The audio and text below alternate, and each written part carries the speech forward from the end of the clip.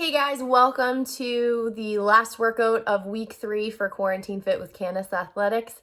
I hope you guys had a good week. Whether you did the workouts, did some of them, you should, I hope, be feeling it somewhere, somehow, if you did them. Today, you guys are only going to need a dumbbell. If you don't have comfortable carpet to move on, you can use a yoga mat like I have here, a towel, anything that's going to just kind of keep you from getting any kind of rug burn in places you don't want to have rug burn. So that's all you guys are going to need. The workout today is a chipper. It's not for time, but it is something that you need to be continuously moving. So when we talk about it in the rep scheme that we're looking for to stay moving, you can kind of figure out what's going to work best for you. It's something that is going to touch on all parts of the body with minimal movement, minimal equipment, and it's actually something that you guys could take and run with at any time. I like to just call it the finisher 500. It's 500 total reps with everything that's combined, and you can really do anything with it. You could do 300, you could do a 600, but I just like that it's a Friday workout and it's a finisher 500. So, FFF, right? I know, I'm a nerd. I need to go back to work. Okay, so for your warm-up, 3 rounds. Again, you're gonna do 2 minutes of cardio, whether it's running, cycling, jumping, rope jumping, jacks. If you really wanna be an overachiever and do burpees, by all means, go for it. Then we're gonna move into 10 candlesticks. So for the candlestick movement, ideally, you wanna be able to get the toes overhead behind you. But if you can't, that's fine. Just go as high as you can. Another variation of this is you can actually do it to the wall. So if it's uncomfortable or you just can't get those toes over the head, you can definitely place yourself with your head against the wall and just get yourself up as far as you can. All right, you can't tell, but my legs are out straight in front of me. My hands are gonna stay here. If you guys have taken gymnastics or your kids have, they could probably show you how to do this too. So you're gonna lay flat, all right? Legs are out in front of us, hands are down, and we wanna use our core to get our legs up and over, toes to the back of the head if we can, okay? Not only is this gonna help with our core, you will actually feel a nice stretch in your back. So a couple times you do it, you might not get those toes all the way to the carpet. Next round, you may be able to, okay? So 10 candlesticks. Then we're gonna move on to 10 push-ups with a shoulder tap. So 2 shoulder taps every rep. All right, so whatever push-up you are able to do, whether it's in the box, on your knees, or strict, we're gonna come up into that high plank, push-up, tap, tap, push-up, tap, tap. All right, so 10 of those.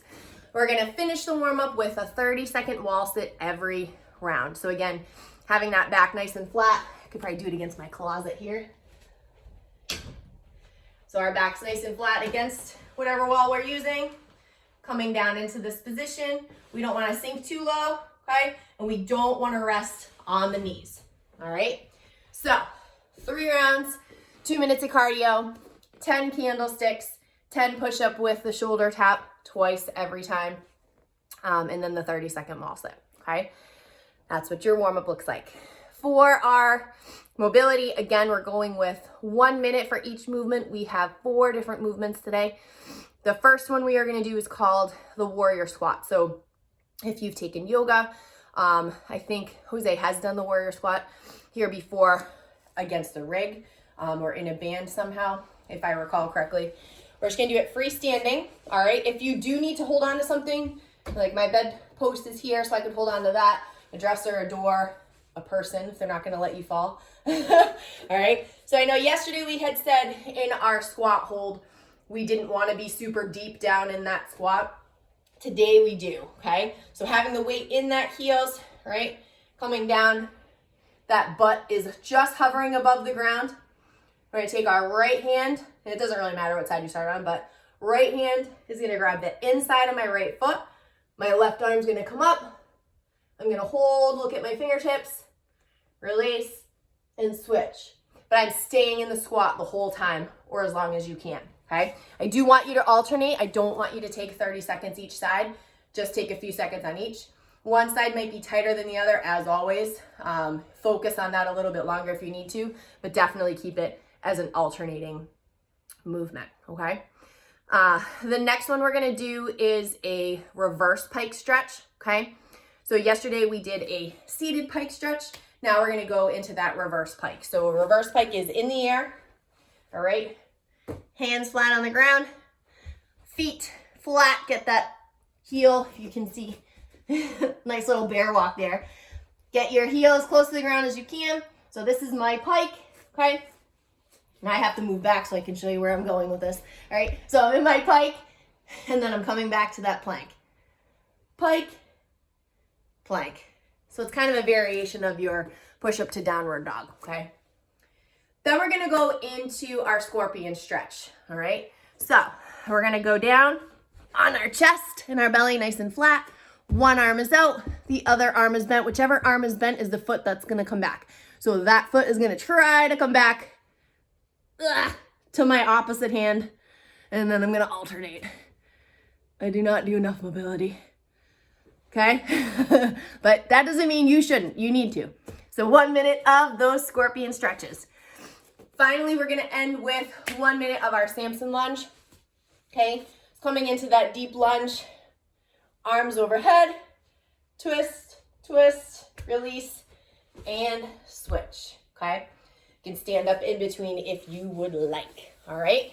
So 1 minute of warrior squats, 1 minute of the reverse pike, 1 minute of scorpion, and 1 minute of Samson lunge, okay?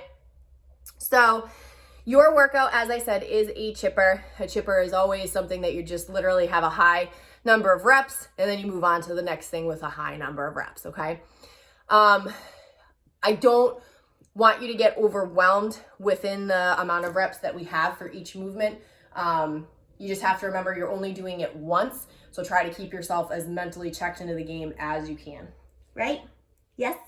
Okay, so we're gonna start the workout with 100 air squats, all right? Pretty easy, I guess. I shouldn't say easy, but we know how that works, okay? So making sure we're full depth, full hip extension, all right? You do not need to be like, oh my God, because remember, it's not for time. Do it right, keep it efficient. Pick a rep that for each set that you want to stick to. So maybe you say, well, I'm going to do 10 really good reps 10 times, all right? Try not to make the rest too long. Step back, take a breath, step into it, and go again, all right? So 100 air squats. Then we're going to go into 50 sit-ups. So ideally, if you have that ab mat and you're able to do the butterfly sit-ups, that's what we would be looking for today. But if not, for whatever reason, you're not able to do that, a regular crunch is fine. You just want to make sure that we're not just doing this, right? Get as close to the knees as you're able to, okay? So 50 of those. Then we're going to move into 100 push-ups. So whether you're doing them strict, whether you're doing them in the box, on your knees, you can play with this a little bit. 100 is a lot. If you're someone that's really efficient in handstand push-ups, and when I say efficient, I mean you can do 20 unbroken in a workout regardless, no matter what. As you get tired, you go down to like 12 to 15. If that's you, you can stick with handstand push-ups for this workout.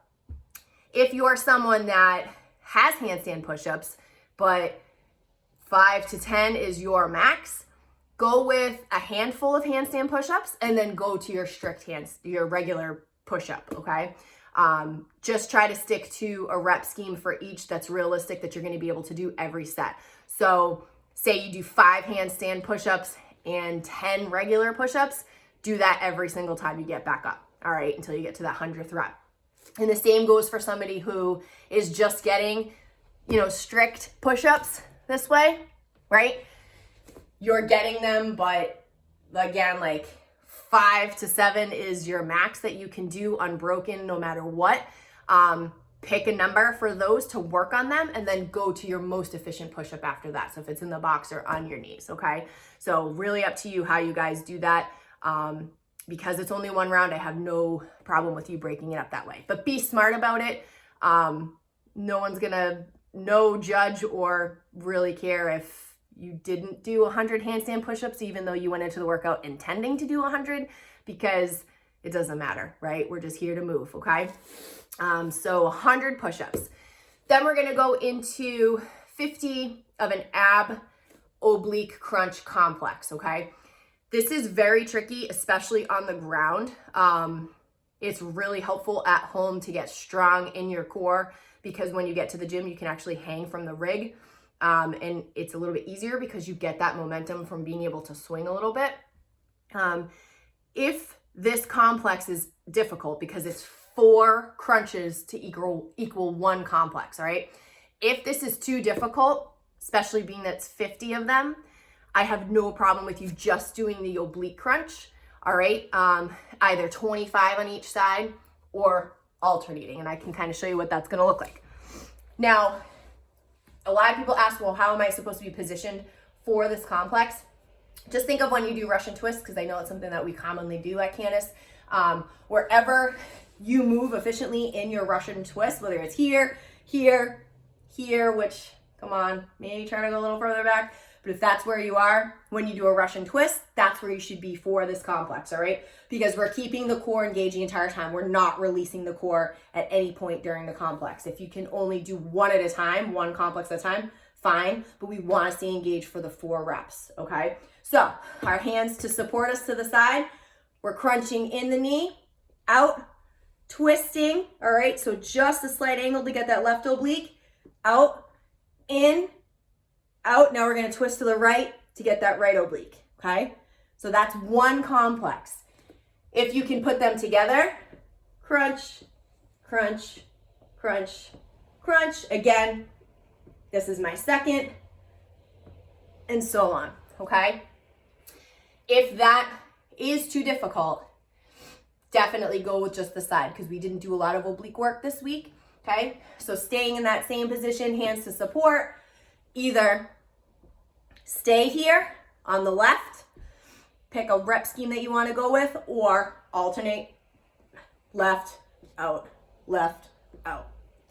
But I can tell you, if you're able to alternate, you can do the complex, okay?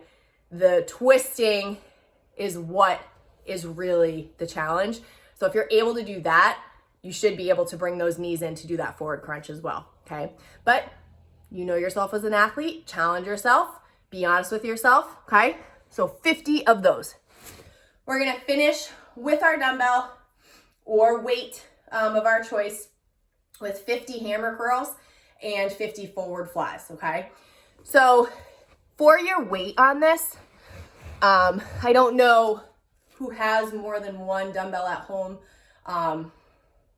If you only have a 35, that might get dicey.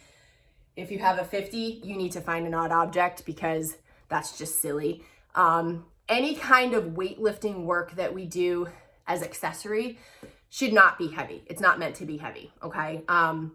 Especially higher rep, because you're not gonna get that same burn. The whole point of having the higher rep and the lighter weight is to be able to do more at a time versus having something super heavy for a lower amount, because we're taking more rest, right? We're releasing the muscle more than keeping it engaged. So we wanna be smart about what we choose. So honestly, even if you grab a gallon of water and use that, lighter weight is no joke when it comes to higher reps. I know you're probably gonna start off and be like, well, this isn't very heavy. I'm gonna assure you by the end, it's gonna suck. So be smart, okay?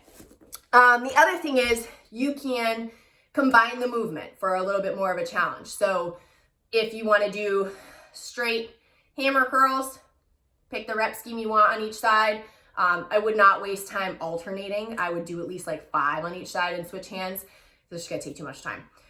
Because again, the whole point is we're trying to keep that muscle engaged at a quick pace, okay? So you can do the straight up hammer curls, do the 50, move on to the reverse flies, do the 50, okay? Or if you wanna challenge yourself and combine it, right? We can put it together. So I have my dumbbell, head is facing out this way, knuckles are facing down, all right? My hand is towards the wall. I'm gonna do my hammer curl. I'm gonna turn the dumbbell. My knuckles are now facing forward. I'm gonna do my forward fly, okay? We do not wanna bounce in any one of these. Notice how my body is staying. We do not wanna be doing this. If we're doing that, the weight is way too heavy, okay?